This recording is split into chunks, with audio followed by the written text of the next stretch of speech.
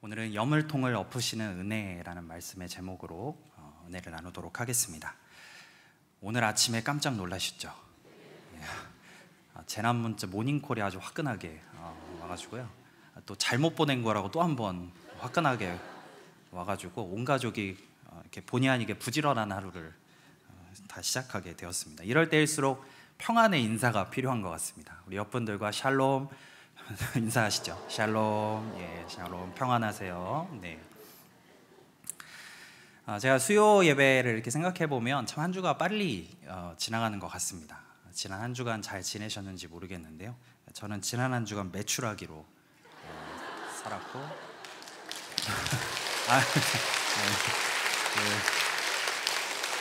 불과 3일 전에 제가 여기서 탈 쓰고 왔다 갔다 거렸는데.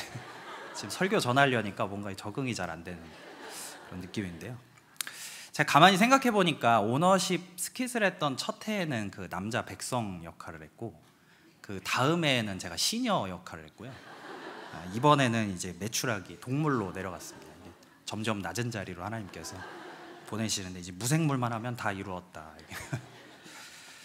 5월의 마지막 날입니다. 특별히 나 자신과 또 우리 가정과 또 우리 교회와 또 이 땅을 위해서 낮은 자리에 임하신 그 예수님의 은혜가 5월의 마지막에 드리는 오늘 예배 가운데 충만하시기를 예수님의 이름으로 축복합니다. 혹시 소를 키워보셨습니까? 뭐 애완용 소는 없으니까 경험들이 다들 이렇게 많이 없으실 것 같은데요. 제가 얼굴은 소 타고 다녔을 것처럼 생겼지만 저도 키워본 경험은 이렇게 하나도 없는데, 유기성 목사님이 쓰신 그 예수를 깊이 생각하라라는 책에 보면 한 예화가 나옵니다. 그게 무엇이냐면, 이 외양간이 있는 시골집에서 불이 나면 이제 소를 끌어내야 되는데요.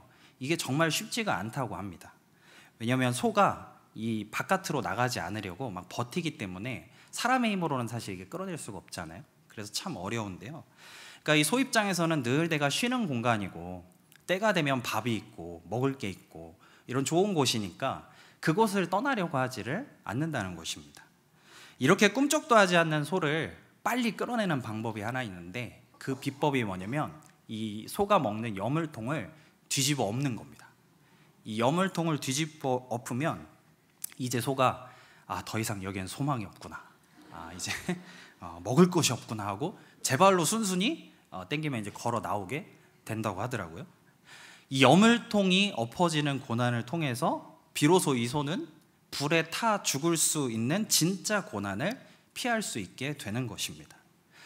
오늘 야곱의 가정도 이 여물통이 엎어지는 그런 고통을 겪습니다. 지난주 말씀을 통해서 야곱의 아들들이 애굽에 가서 먹을 것을 이렇게 구해오는 장면을 우리는 보았습니다. 요셉이 형들이 왔다는 걸 알아봤죠. 그래서 베냐민을 직접 만날 수 있도록 일을 꾸몄습니다. 그래서 막내 베냐민을 데려온다는 조건으로 이들에게 그 시므온을, 형들 중에 하나인 시므온을 또 인질로 잡아서 곡식을 이렇게 넘겨주게 되죠. 그 곡식을 얻어서 이제 생활을 쭉 하다가 오늘 본문의 시작이 딱 기근이 더욱 심해졌다라고 말씀이 시작을 하고 있습니다. 하나님이 말 그대로 이 야곱의 가정에 있어서 이 여물통을 엎어버리신 겁니다. 이제는 이전에 그렇게 얻어왔던 곡식도 다 먹은 상태가 되어서 이제는 더 이상 버틸래야 버틸 수가 없는 그런 상황이 된 것입니다. 때로는 우리 인생도 그런 것 같습니다. 우리 인생을 살다 보면 이 여물통이 엎어진 것과 같은 그런 심각한 어려움 또 위기를 만날 때가 있습니다. 오늘 본문의 그런 극심한 기근과 같은 상황을 마주할 때가 있습니다. 하지만 우리가 기억해야 할 것은, 이 모든 것은 우리를 더 큰 재앙으로부터 옮기시려는 하나님의 환경 세팅이라는 사실입니다. 여물통을 뒤엎지 않으면 도저히 움직이지를 않으니까 이 불에 타들어가는 외양간에서 옮기시기 위해서 하나님께서는 그런 인도하심으로 우리의 삶을 이끌어 가신다는 사실입니다. 이렇게 하지 않으면 도저히 움직이지를 않으니까, 이렇게 하지 않으면 하나님을 의지하지를 않으니까 이렇게 하시는 거예요. 그대로 재앙의 길로 향하는 것을 막아주시기 위한 오히려 하나님의 사랑이고 은혜입니다. 야곱도 그랬을 겁니다. 아마 오늘 본문의 상황과 같은 그런 극심한 기근이 아니었더라면 움직이지 않았을 거예요. 왜냐하면 그 이후에 나오는 이 야곱의 반응을 보면 우리는 쉽게 알 수가 있습니다. 야곱은 지금 요셉을 잃었던 상처가 굉장히 크게 아직도 남아 있습니다. 그러다 보니까 자기가 사랑했던 그 라헬에게서 얻은 이제 유일하게 하나 남은 아들, 이 베냐민에 대한 집착이 더욱더 이제 심해진 것이죠. 이런 상황에서 추가로 이제 애굽에 가서 곡식 먹을 거를 이제 얻어오려면 이 베냐민이 꼭 가야 한다고 이렇게 얘기를 하니까 야곱이 이렇게 반응을 합니다. 6절을 같이 한번 읽어보겠습니다. 시작. 이르되 너희가 어찌하여 너희에게 또 다른 아우가 있다고 그 사람에게 말하여 나를 괴롭게 하였느냐. 여기 마지막에 괴롭게 하였느냐가 원어가 라라는 단어인데요, 이게 산산조각나게 깨뜨리다 라는 뜻을 가지고 있습니다. 그러니까 야곱의 고통이 어느 정도인지가 좀 느껴지십니까? 이게 어떤 정도냐면 마음이 산산조각나게 깨지는 것 같은 그런 괴로움이라는 거예요. 그러니까 사랑하는 라헬에게서 얻은 요셉을 잃은 것도 슬픈데 이제 하나 남은 그 베냐민을 위험한 곳에, 또 이 아들을 잃을 수 있는 곳에 보내야 한다고 하니까 그걸 또 잃을까 봐, 또 같은 아픔을 얻을까 봐 이런 엄청난 막 깨지는 것 같은 고통을 지금 야곱은 호소하고 있는 것입니다. 하지만 문제는 이대로 그대로 있으면 이제는 야곱의 모든 가족이 위험에 빠지는 그런 상황이었습니다. 그래서 형제 중에 하나였던 유다가 적극적으로 나서서 아버지께 이제 요청을 합니다. 설득을 하는 거죠. 그래서 10절을 보면 재미나게 이렇게 표현을 하고 있어요. 쉽게 말하면 아버지가 고집만 좀 안 부리셨어도 애굽에 갔다 와도 2번은 갔다 왔겠네요. 지금 이렇게 지금 아버지한테 이야기를 하고 있는 거예요. 더 쉽게 말하면 이제 고집 좀 꺾으세요. 이렇게 지금 아버지에게 이야기를 하고 있는 것이죠. 그러니까 야곱이 가만히 생각해 보니까 베냐민이 너무 소중하긴 합니다. 그런데 이대로 가만히 고집 더 부렸다가는 온 가족이 지금 굶어 죽고 가문이 지금 끊어지게 되는 상황이 된 것이죠. 이렇게 되면 문제는 자기에게 주셨던 하나님이 주신 약속도 다 허물어지게 되는 상황을 마주하게 된 것입니다. 어떤 약속을 받았나요? 창세기 35장 11절 12절입니다. 한번 같이 읽어보겠습니다. 시작.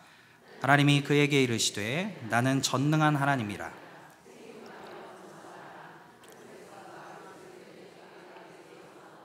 왕들이 내 허리에서 나오리라. 내가 아브라함과 이삭에게 준 땅을 내게 주고 내가 내 후손에게도 그 땅을 주리라.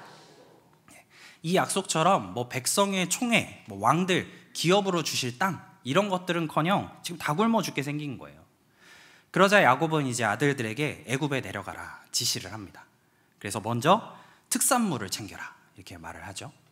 여의도 특산물이 뭐가 있을까 제가 생각해봤는데 떠오르는 게 없더라고요. 뭐 이렇게 은행이라고 말할 수도 없고 뭐 이렇게 비유를 못 드리겠는데, 그 지역에서 이 야곱의 가정들이 머물렀던 지역에서 특산물들이 이제 챙긴 겁니다. 거기 보시면 뭐 유향, 꿀, 향품, 과일 이런 특산물이 이제 가득 챙겼어요.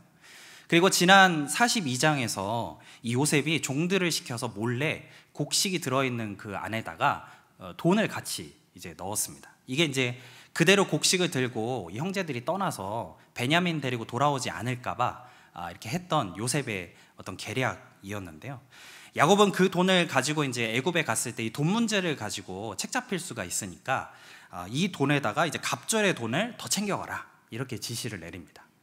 그러니까 가만히 생각해 보면 지금 야곱은 특산물도 많이 있고요, 그 다음에 돈도 많이 있는 상황이에요. 그런데 그렇게 다 풍족한데 다만 먹을 게 없는 상황입니다.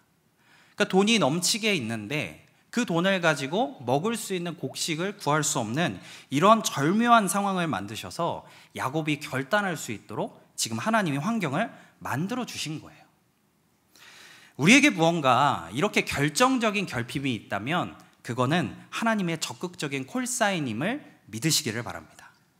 그것이 누군가에게는 어떤 물질의 문제일 수도 있고 건강의 문제일 수도 있고 또 가족의 문제일 수도 있습니다. 그럴 때 우리는 깨달아야 돼요. 이제는 하나님의 뜻대로 움직여야 하는 적극적인 콜사인이 나왔구나. 하나님이 지금 환경을 세팅하셔서 나에게 움직이라는 사인을 주시는 거구나 라고 깨달아야 한다는 것입니다. 사실 진짜 재앙은 무관심입니다. 그냥 불타는 외양간에서 죽든 말든 놔두는 것이 재앙입니다. 그 길로 그대로 쭉 가게 되면 패망하는 길인데도 불구하고 아무런 제재도 없이 그냥 그대로 가게 두는 것이 진짜 재앙이라는 거예요. 어린 자녀가 식칼을 가지고 이렇게 놀고 있는데 그거를 잘 놀고 있다고 이렇게 소파에 앉아서 보고 있을 부모가 어디 있겠습니까? 자녀가 맹수 우리에 손을 넣고 있는데 우리 아이 잘하네 김치 하면서 사진 찍어줄 부모가 어디 있겠어요? 그건 재앙이죠. 무관심이 진짜 재앙입니다. 하나님이 우리를 포기하지 않고 사랑하셔서 문제를 통해서 우리에게 콜사인을 지금 주고 계시는 거예요. 오늘 야곱도 마찬가지라는 겁니다. 심한 기근을 통해서 적극적인 콜사인을 주셨습니다. 그래서 그렇게 움직이지 않고 요지부동하던 이 야곱이 드디어 이제는 결단을 내리고 움직이기 시작합니다. 그리고 아끼고 아끼던 이제 베냐민을 데리고 가라라고 허락을 해줍니다. 그러면서 이런 고백을 하죠. 오늘 본문 14절입니다. 같이 한번 읽어보겠습니다. 시작. 전능하신 하나님께서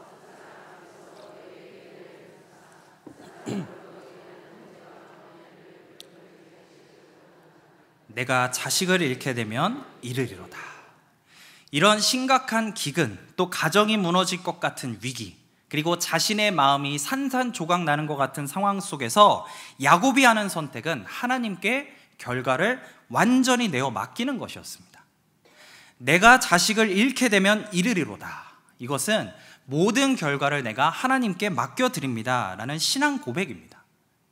우리에게 주어지는 어려운 상황, 또 힘든 갈등의 상황, 이 모든 것은 하나님께 모든 결과를 맡기도록 우리를 이끌어 가시는 인도하심임을 믿으시기를 바랍니다. 그런 상황 속에서 우리가 모든 결과를 하나님께 맡겨드린 결단을 내릴 때 우리는 거기에 준비해 놓으신 하나님의 역사하심을 경험하게 되는 것입니다. 잃게 되면 이르리로다. 이거를 들어보니까 뭔가 한 여인이 좀 떠오르시지 않나요? 비슷한 말을 했던 바로 에스더죠. 에스더.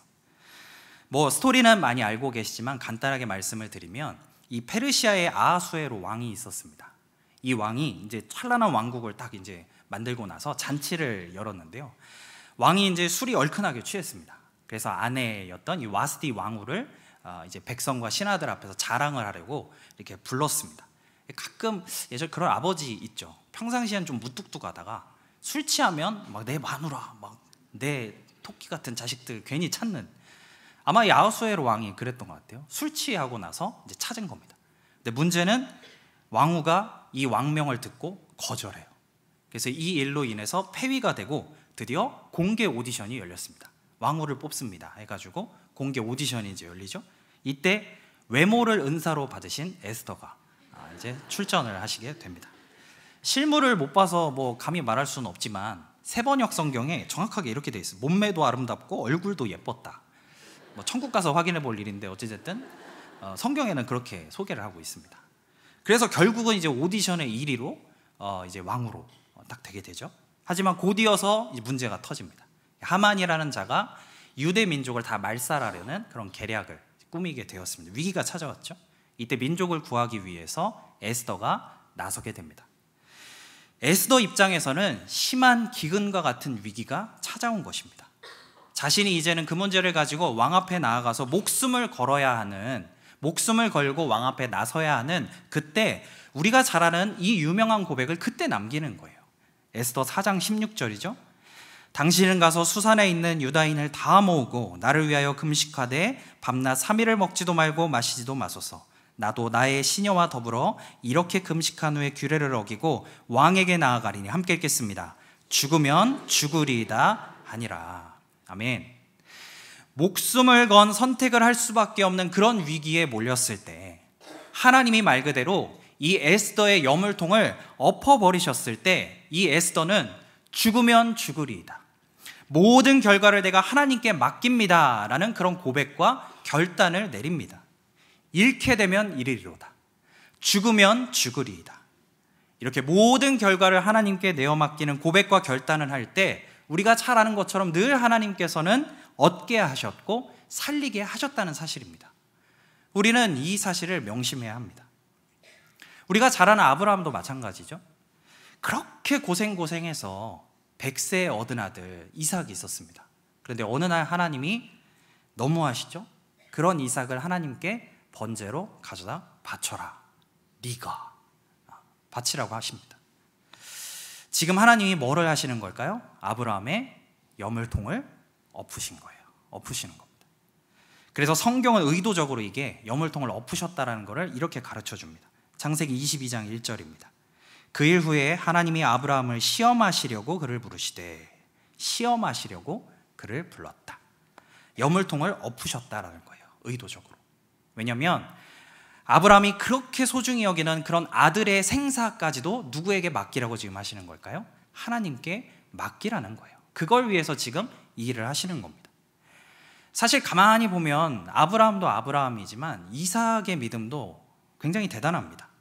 지금 아브라함은 100세가 훨씬 넘었어요. 그리고 이삭은 청년입니다. 아마 그 이삭이 불길했던 것 같아요. 뭔가 이렇게 번제 드리자고 같이 올라가서 둘밖에 없는데 준비를 하다 보니 이렇게 묻는 거죠. 불이랑 나무는 있는데 바칠 그 양 제물은 어디 있어요? 이걸 묻는 겁니다. 아마 나를 묶으려고 아빠가 이렇게 준비를 할 때 저 같았으면 탁 눈치를 채고 당장 뛰어서 도망갔을 거예요. 자, 이제 청년이 도망가면 100세가 훨씬 넘으신 할아버지가 이걸 잡을 수 있을까요? 없을까요? 없는 거죠. 이삭도 믿음을 가지고 그냥 순순히 묵묵히 둘 다 결과를 하나님께 맡깁니다. 그리고 하나님께 온전히 결과를 맡긴 이 부자의 믿음을 통해서 이미 번제물을 예비해 주신 그 여호와 이레의 하나님을 그 자리에서 둘 다 경험하게 되는 것이죠. 그와 동시에 엄청난 약속을 하나님께서 축복으로 주십니다. 창세기 22장 17절 18절입니다. 함께 읽어보겠습니다. 시작. 내가 내게 큰 복을 주고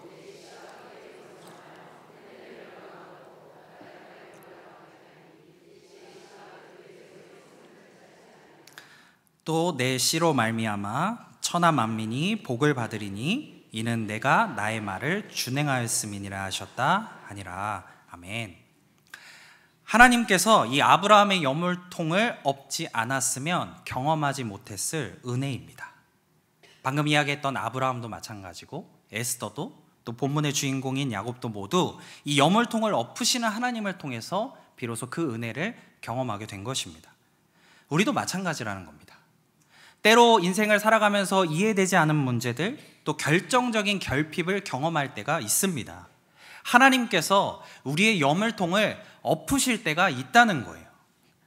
그러나 그것이 은혜임을 믿으시기를 바랍니다. 결코 모든 것을 다 잃어버리고 그냥 굶어 죽어라, 망하고 끝나라, 이렇게 엎으시는 게 아니라는 것이죠. 그걸 통해서 우리가 모든 결과를 하나님께 다 내어 맡기는 결단을 하게 하시기 위해서 하나님이 그렇게 하신다는 것입니다.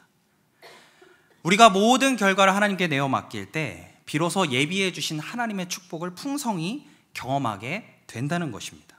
그래서 여물통을 엎으시는 게 은혜라고 말할 수 있는 거예요. 그게 하나님의 사랑이라고 우리는 고백할 수 있는 것입니다. 이제 야곱의 입장으로 다시 돌아와 보면 이제 야곱이 챙기라고 하는 걸 다 챙겼습니다. 그래서 형제들이 이제 베냐민을 데리고 출발을 합니다. 요셉을 찾아가죠. 요셉은 베냐민이 데리고 왔음을 보고 자기 종을 이렇게 불러가지고 시켜서 자기의 집으로 이들을 이제 부르게 됩니다. 그리고 손님 대접을 이제 준비를 하고 있어요. 형들의 입장에서는 뭔가 이제 좀 의심스럽고 꺼림칙한 거죠. 왜 이렇게 우리를 대하지? 그래서 이제 생각을 해본 겁니다. 아마 예전에 그 곡물 자루에 있던 그 돈을 빌미 삼아서 우리를 아예 그냥 자기 집 노예로 이렇게 삼아버리려고 하나 보다 하고 생각을 했어요. 오해를 했죠. 그래서 청지기에다 대고 구구절절 막 이렇게 설명을 하기 시작합니다. 우리도 모르게 자루에 돈이 있었습니다. 진짜 몰랐습니다. 막 이렇게 막 구구절절 이야기를 하는 거예요. 막 돈도 더 많이 가져왔어요. 막 이렇게 이제 설명을 하니까 요셉의 청지기가 이렇게 이야기를 합니다. 상상의 나래를 펼쳐서 목소리를 좀 깔아서 해보겠습니다. 여러분에게 샬롬의 평화가 있길 바랍니다. 딱 이렇게 멋지게 이야기를 하는 거죠. 23절 본문에서 안심하라 두려워하지 말라, 이게 직역하면 바로 이 뜻입니다. 여러분에게 샬롬의 평화가 있기를 바랍니다. 안심을 시켜주는 겁니다. 더 쉽게 말하면 워워워 안심하세요, 이렇게 얘기를 해주는 거죠. 그러고는 이제 본격적으로 손님 대우를 막 이제 해주기 시작합니다. 물을 내어주고요, 발을 씻도록 해주고 또 데려온 동물들에게 이제 먹이를 또 내어주고 마침내 이제 요셉을 만나게 됩니다. 요셉이 베냐민을 이제 확실하게 확인을 하죠. 그러니까 거의 지금 시간이 20년이 지난 후에 만나는 겁니다. 거의 20여 년의 시간이 지난 후에 베냐민을 이제 처음으로 이제 보니까 막 감정이 막 이제 북받쳐 오르는 겁니다. 그래서 밥 먹다가 막 감정이 이제 북받쳐 올라가지고 그 자리를 급히 피해서 이제 안방을 향해서 막 가가지고 이제 울다가 나오고. 한글 성경에서는 그냥 울고라고 단순하게 번역을 해놨는데 이게 그 원어의 의미는 통곡하는 울음을 말합니다. 그러니까 막 꺼이꺼이 운 거예요. 요셉이 들어가서 꺼이꺼이 막 울다가 나온 겁니다. 요즘 TV에서 그런 게 많이 없어진 것 같아요. 예전에는 왜 그 사람을 찾습니다 해가지고 찾아주는 게 있었죠. 어렸을 때 뭐 이렇게 헤어졌는데 그 아이가 내 동생이 뭐 이런 특징이 있고 해서 이런 것들이 이제 매칭이 돼가지고 만나서 그분들은 정말 수십 년 만에 잃었던 가족을 찾고 나서 그 막 터져 나오는 그 울음 아마 보신 적이 있으실 겁니다. 지금 요셉이 그렇게 하고 통곡하면서 우는 거예요. 그래서 이거를 형제들 앞에서 밥 먹다가 막 울먹으면 뭐가 이상했을 거 아니에요. 그런데 그걸 들키지 않을 수 있었던 건 당시에 식사 문화가 좀 있었기 때문입니다. 오늘 본문 32절에서 그렇게 설명을 해주죠. 그들이 요셉에게 따로 차리고 그 형제들에게 따로 차리고 그와 함께 먹는 애굽 사람에게도 따로 차리니 애굽 사람은 히브리 사람과 같이 먹으면 부정을 입음이었더라. 그러니까 쉽게 말하면 애굽 사람들은 히브리 사람들 유목민족들을 좀 천하게 봤습니다. 그래서 이 히브리 사람과 겸상을 안 했어요. 그러니까 가만 생각해보면 요셉이 이 애굽에서 이런 중직에 올랐다는 것 자체가 하나님의 엄청난 은혜라는 것을 알 수가 있는 부분이죠. 요셉이 아직 자기의 신분을 드러내지는 않았습니다. 그러다 보니까 주인이었던 요셉 한 상, 그리고 애굽 사람들 한 상, 그리고 이 이제 형들 히브리인들 한 상 이렇게 따로따로 차린 거예요. 그래서 이렇게 감정이 막 요셉이 북받쳐 올라오고 터져 나와도 들키지 않을 수 있었던 게 바로 이런 이유가 있었던 것이죠. 우리가 요셉의 삶을 잘 기억해 보면 그간 계속해서 보아왔습니다. 얼마나 많이 여물통이 엎어졌는지를 우리는 알고 있습니다. 가족들로부터 버림받았죠. 이제 좀 지낼만 하니까 누명을 얻어서 감옥살이를 실컷 했습니다. 그리고 감옥에서 도움을 줬는데 그 사람이 도움받고 입을 싹 씻어버리기로 했어요. 그리고 왕 앞에 불려나가서 이제는 목숨을 걸어놓고 왕이 꾼 꿈을 해몽해야 하는 그런 일들도 겪었습니다. 이렇게 수없이 많은 인생의 위기 앞에서 여물통이 엎어질 때마다 요셉은 결과를 하나님께 맡기는 선택을 계속해서 해왔습니다. 하나님의 인도하심으로 애굽에 먼저 보냄을 받아서 야곱의 가문을 지켜줄 수 있는 사명을 감당하는 자리에 이 선택들로 인해서 이르게 된 것입니다. 하나님께서 베델에서 이 야곱에게 했던 그 위대한 약속, 이스라엘 민족 전체를 향한 그 축복의 약속을 잘 지켜나갈 수 있는 중요한 키맨이 되는 하나님께 그렇게 쓰임받는 자리로 이르게 된 것입니다. 이게 여물통을 엎으시는 하나님의 은혜라는 겁니다. 혹시 강영우 씨라고 들어보셨는지 모르겠습니다. 지금은 이제 소천하셨는데요. 지난 2001년에 그 미국 백악관의 장애인위원회 정책 차관 보호에 임명이 돼서 굉장히 화제가 되었던, 그래서 미국의 이민사에 있어서 그 한국인이 오를 수 있는 최고위 그 공직자의 자리에 올랐던 분이 바로 이분이었습니다. 근데 이분이 굉장히 특별한 인생 스토리를 가지고 계시는데요. 이제 시각 장애인이셨습니다. 그런데 그 태어날 때부터 장애를 안고 태어난 게 아니라 후천적이셨어요. 그러니까 중학교까지 멀쩡했다가 축구를 이렇게 하다가 공을 세게 눈 쪽에 맞게 됐는데 그걸로 인해서 이제 시력을 잃게 되는 그런 장애를 얻게 됐습니다. 그래서 실명을 하는 과정에서 눈을 고쳐달라고, 이분이 이제 교회를 다니시는 분이었기 때문에 하나님 앞에 2년 동안 열심히 기도를 했는데 안타깝게도 조금 남아있던 시력마저 이제 시간이 지나면서 다 사라지게 된 것입니다. 충분히 그냥 절망과 좌절로 끝날 법한 이런 여물통이 엎어진 것 같은 그런 상황 속에서 이분은 하나님께 주권을 온전히 인정하고 맡겨드리는 선택을 하게 됩니다. 그래서 그냥 좌절의 자리에 머물러 있는 것이 아니라 그때부터 점자를 공부하기 시작했습니다. 그리고 가족 사정도 너무 안 좋았거든요. 그런 절망적인 상황 속에서도 훌륭한 미국인 양부모를 만나서 가까운 연세대학교를 진학을 졸업한 후에 이제 도움을 받아서 또 미국에서 공부를 하시게 됩니다. 그리고 하나님께 인생의 주권을 드린 이 강영우 씨를 향해서 하나님께서는 수없이 많은 위로자도 보내주시고 또 그의 삶에 맞게 때에 맞게 도와주실 그런 도움을 주신 사람들도 인도해 주셔서 결국에는 이분도 다른 연약한 자리에 있는 누군가에게 희망을 줄 수 있는 사람으로 하나님께서 세우셨습니다. 그래서 이분이 쓰신 내 눈에는 희망만 보였다라는 책에서 자신의 삶을 돌아보면서 뭐라고 고백을 하냐면 장애가 걸림돌이 아니라 축복이다라고 고백을 했습니다. 자신의 인생에 있어서 여물통이 엎어졌습니다. 그런데 그걸 통해서 모든 결과와 주권을 하나님께 맡기고 의지하며 나아갔을 때 하나님은 축복을 경험하게 하셨습니다. 이게 여물통을 엎으신 은혜입니다. 사랑하는 여러분, 하나님께서 여물통을 엎으실 때는 모든 것을 다 잃게 하기 위함이 아니라 거꾸로 얻게 하기 위함임을 믿으시기를 바랍니다.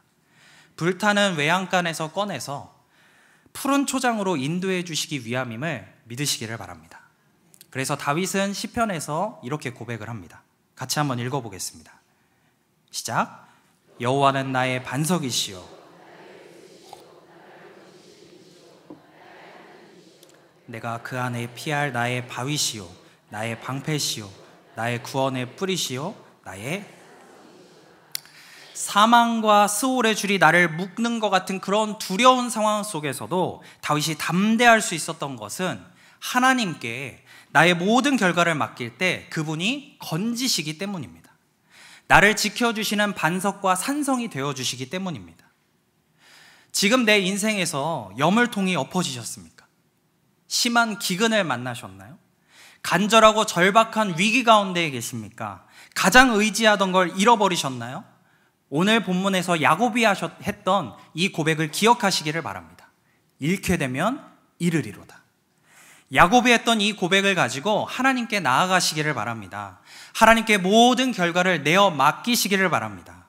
모든 주권과 결과를 하나님께 내어드리고 순종하며 주님 앞에 반응할 때 반드시 하나님께서 해결하여 주실 줄 믿습니다. 채우실 줄로 믿습니다. 길을 찾게 하실 줄 믿습니다. 그리하여 저와 여러분의 인생 가운데 하나님께서 예비해 주신 그런 축복을 하나도 빠짐없이 모두 경험하며 살아가는 저와 여러분의 삶이 되시기를 예수님의 이름으로 축복합니다.